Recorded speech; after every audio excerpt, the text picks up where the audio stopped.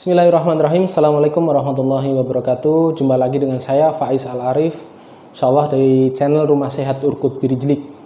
Dan jangan lupa untuk tetap subscribe dan klik tombol lonceng yang ada di sebelah kanan. Jangan lupa juga untuk membagikan konten-konten yang ada di sini, insyaallah membawa manfaat bagi kita semua, terutama dalam bidang kesehatan.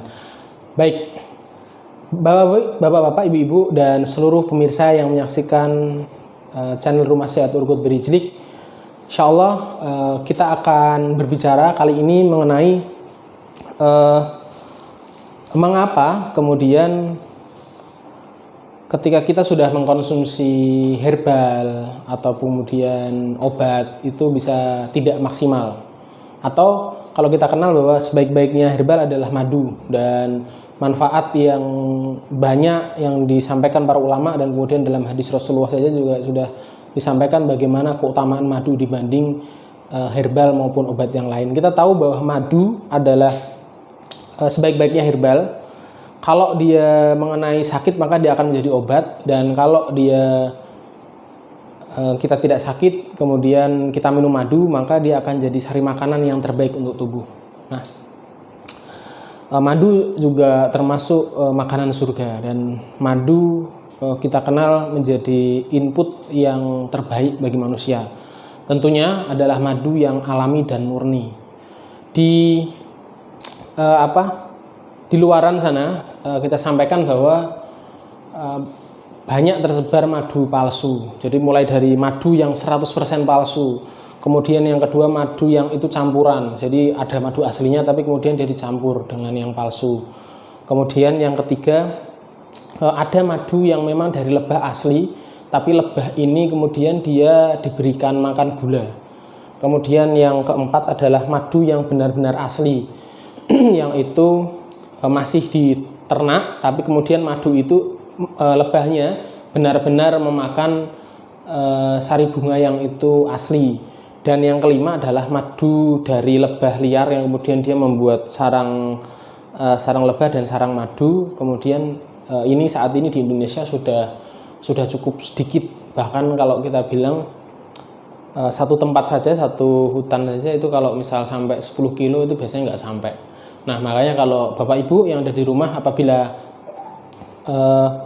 menemukan ada yang menjual madu hutan kok jumlahnya itu banyak, sampai bahkan kalau satu tempat herbal itu toko herbal yang menjual atau toko-toko yang menjual itu kok dia sampai memiliki 10 kilo, 100 kilo, dan itu banyak. Nah, itu bisa jadi itu bukan madu asli atau bukan madu hutan asli. Nah, kaitannya nanti insya Allah di ke depan kita akan coba membedakan, dan kita akan membawa sampel beberapa madu insya Allah. Semoga nanti Allah mudahkan bagaimana membedakan beberapa madu ini. Tentunya kalau madu asli biasanya entah itu, kalau madu asli tadi ada tiga ya. Yang satu dia memang asli tapi lebahnya dikasih makan gula. Kemudian yang kedua lebah yang kemudian dia memang mengambil dari sari makanan tapi kemudian dia masih diternak. Apakah ada biasanya peternaknya, petani madunya biasanya mereka berpindah-pindah. Kemudian yang terakhir adalah benar-benar itu di alam bebas. Nah, ini ada tiga ya. Jadi, nah ketiga jenis madu ini biasanya nanti akan ada perbedaan. Nah, kemudian apakah nanti kita bisa ngelihat, biasanya memang yang paling baik diuji lab gitu kan, diuji lab. Jadi diuji lab gitu dia, kita mbak satu diuji lab, satu diuji lab. Tapi tentunya akan sulit kemudian untuk mendapatkan, kalau kita beli madu habis itu harus ngelihat uji labnya. Biasanya memang madu-madu yang asli dia ada uji labnya, jadi itu perlu dicek keasliannya. Nah, tentunya dari madu yang asli saja ini nanti dia berbeda khasiatnya. Tentu yang benar-benar dari alam bebas itu dia lebih baik. Yang kedua tentunya yang diternak tapi kemudian benar-benar memakan sari makanan dari bunga yang ada di situ itu juga lebih baik. Kalau yang ketiga yang madu asli tapi dikasih gula biasanya memang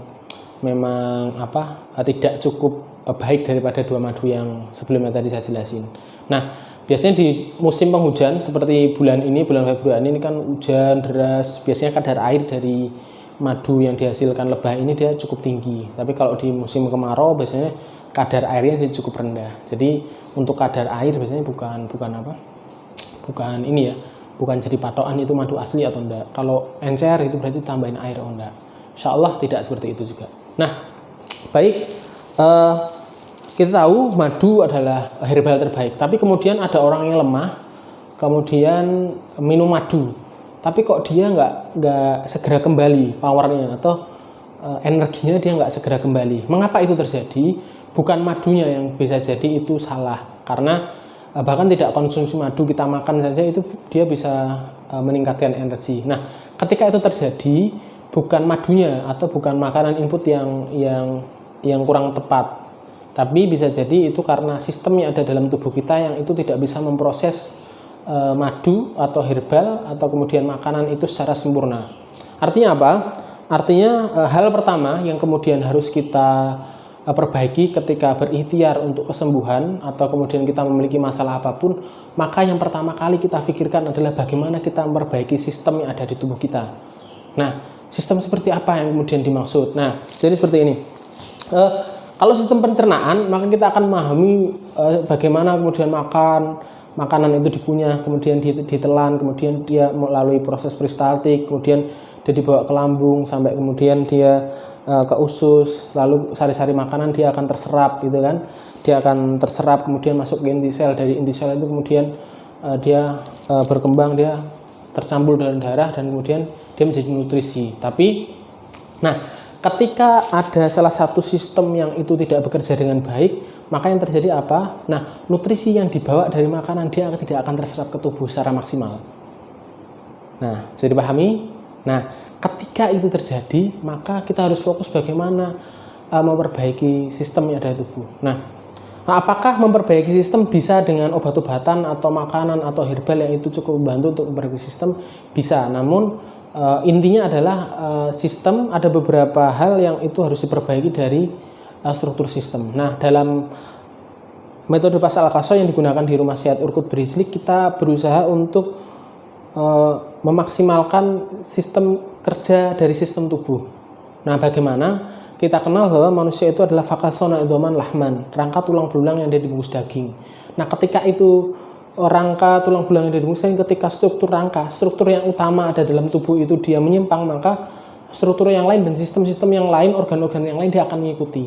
Nah, ketika dia ada penyimpangan, ada pelintiran atau kekencengan atau dia kekendoran, maka sistem itu yang dalam tubuh ini bekerja yang banyak itu, kalau kita uraikan satu persatu cukup lama, maka dia nggak akan bisa bekerja secara maksimal. Jadi kita langsung ke makronya, kita langsung ke inti utamanya, kita langsung ke pangkalnya, yaitu memperbaiki struktur tulang. Karena kita ingat, kalau ada masalah di bagian saraf, maka dia akan ke belakang, ke struktur tulangnya pasti dia bermasalah. Terutama tulang yang utama. Mana tulang utama? Yaitu tulang di bagian leher, kemudian dia punggung, kemudian dia ke pinggang, lalu di bawah dia ada sakrum dan tulang ekor. Nah, itu yang diperbaiki. Kita benarkan struktur itu biar maksimal. Nah, kemudian apabila sistem ini dia sudah baik dan dia sudah maksimal, maka insya Allah ketika sistem itu sudah membaik dan bisa bekerja secara maksimal, makanan apapun atau kemudian obat apapun atau herbal apapun dan madu itu sendiri, maka insya Allah dia akan bisa diserap oleh tubuh secara maksimal dan bisa menghasilkan manfaat-manfaat yang luar biasa. Jadi bapak-bapak, ibu-ibu dan seluruh pemirsa yang ada di rumah, insya Allah yang pertama harus kita pahami adalah bagaimana cara kita memperbaiki sistem.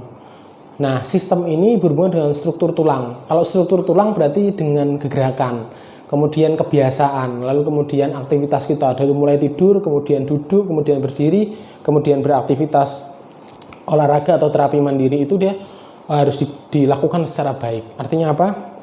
Artinya insya Allah ketika kita mampu menghadirkan gerakan-gerakan yang itu bisa memperbaiki sistem, maka itu insya Allah akan bisa memaksimalkan apapun yang kita makan dalam tubuh. Nah, kemudian sebenarnya apakah manusia itu sudah dibekali gerakan atau kemudian aktivitas yang itu secara tanpa kita sadari itu bisa memperbaiki sistem? Nah, jawabannya ya, ada. Dan umat muslim alhamdulillah Allah bekali itu. Jadi ibadah-ibadah yang ada di umat muslim atau umat Islam, nah Coba kita perhatikan mulai dari ibadahnya. Ibadah umat muslim itu mulai dari dia membaca Al-Quran, kemudian sholat, kemudian membayar zakat, kemudian ibadah haji, umroh, nah puasa. Nah, ibadah yang itu sangat berhubungan dengan perbaikan sistem. Maka kita akan melihat yang pertama, kalau dengan gerakan itu maka ada sholat.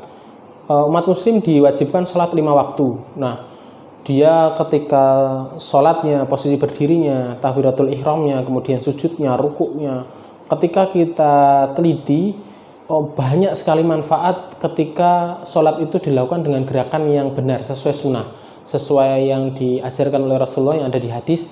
Nah, insya Allah ketika kita lakukan itu semua dengan benar, maka dia secara langsung tubuh itu akan mengkalibrasi dan meminimalisir penyimpangan-penyimpangan karena kebiasaan aktivitas kita di luar. Kemudian yang kedua adalah ada sa'i di umroh dan haji, jalan-jalan kecil, kemudian tawaf, kemudian ibadah-ibadah umroh, jalan kakinya. Nah, insya Allah kita akan melihat bagaimana ibadah-ibadah ini juga memperbaiki sistem yang ada di tubuh. Kita perhatikan bagaimana hubungan antara hadis Rasulullah yang mengajarkan bagaimana Rasulullah itu ketika berjalan seperti menuruni bukit. Nah, kemudian kita juga mencoba melihat bagaimana jamaah haji atau umroh yang kemudian dia melakukan sa'i dan tawaf. Mereka banyak berjalan, dan dari berjalan itu insya Allah juga memperbaiki struktur tubuh kita. Artinya ada manfaat yang luar biasa dari ibadah-ibadah yang itu berhubungan dengan gerakan. Nah, lalu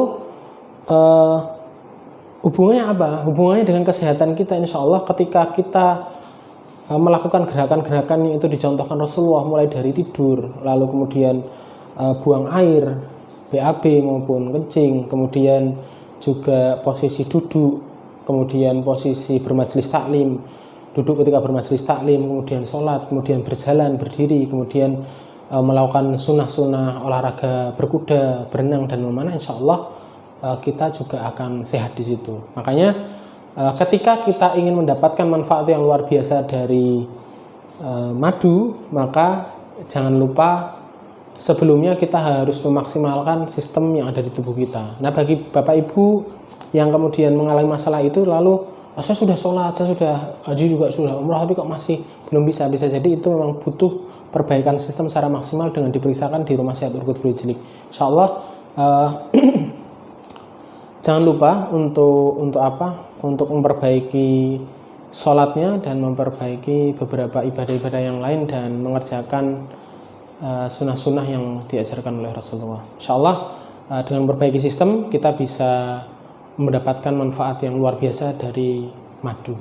Tentunya madu yang asli. Cukup sekian dari saya. Insya Allah nanti kita akan lanjut di tema-tema berikutnya yang insya Allah juga akan menarik yang kita bagikan untuk semuanya. Assalamualaikum warahmatullahi wabarakatuh.